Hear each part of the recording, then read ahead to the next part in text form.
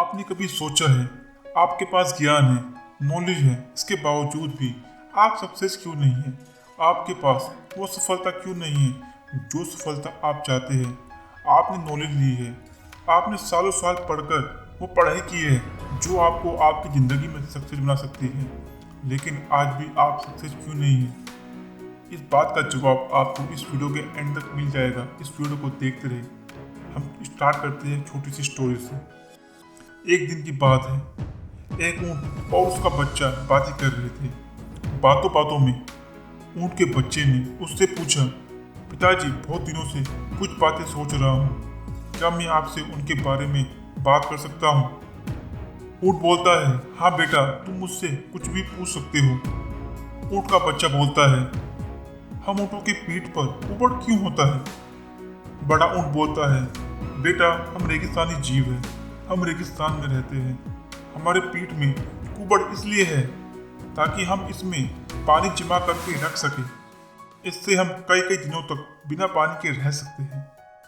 ऊँट का बच्चा दूसरा सवाल पूछता है, पिताजी, हमारे पैर इतने लंबे और पंजे गोलाकार क्यों हैं? बड़ा ऊँट फिर से जवाब देता है, जैसा मैंने तुम्हें अभी बताया, हम रेगिस्तानी जीव हैं और जहाँ की भूमि रेतीली होती है और हमें इस रेतीली भूमि में चलना पड़ता है। लंबे पैर और गोलाकार पंजों के कारण ही हमें रेत में चलने में आसानी होती है। ऊँट का बच्चा अपने पिता से बोलता है, पिताजी, हमारे पीठ में कुबड़, लंबे पैर और गोलाकार पंजों का कारण तो मैं समझ गया, लेकिन हमारे घनी पलकों का कारण मैं समझ नहीं पाता। इन घनी पलकों के कारण कई बार मुझे देखने में भी परेशानी होती है। इतनी घनी क्यों होती है? बड़ा ऊँट फिर से बोलता है, ये पलके हमारी आंखों की रक्षा कवच है। ये रेगिस्तान की धूल से हमारी आंखों की रक्षा करते हैं। ऊँट का बच्चा बोलता है, पिताजी, अब मैं समझ गया हूँ कि हमारी ऊँट में कुबड़ पानी जमा रखने के लिए है, लंबे पैर और गोलाकार पंजे रेतीली भूमि पर आसानी से चलने और घनी पलके धूल से आंखों की रक्षा करने के लिए है। ऐसे तो हमें रेगिस्तान में होना चाहिए ना पिताजी, फिर हम लोग इस चीटा घर में क्यों हैं? दोस्तों, इस स्टोरी से आप समझ गए होंगे कि आपके पास जो ज्ञान है, जो हुनर है, जो प्रतिभा है, वो तभी उपयोगी है जब आप सही जगह पर हैं, अन्यथा सब व्यर्थ है।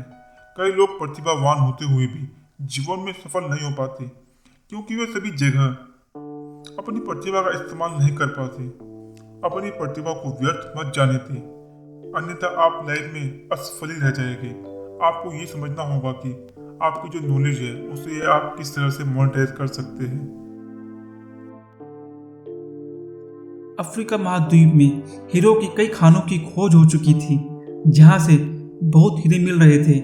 वहां के एक गांव में रहने वाला किसान अक्सर उन लोगों की कहानियां सुना करता था जिन्होंने हीरो की खान खोजकर अच्छे पैसे कमाए और अमीर बन गए।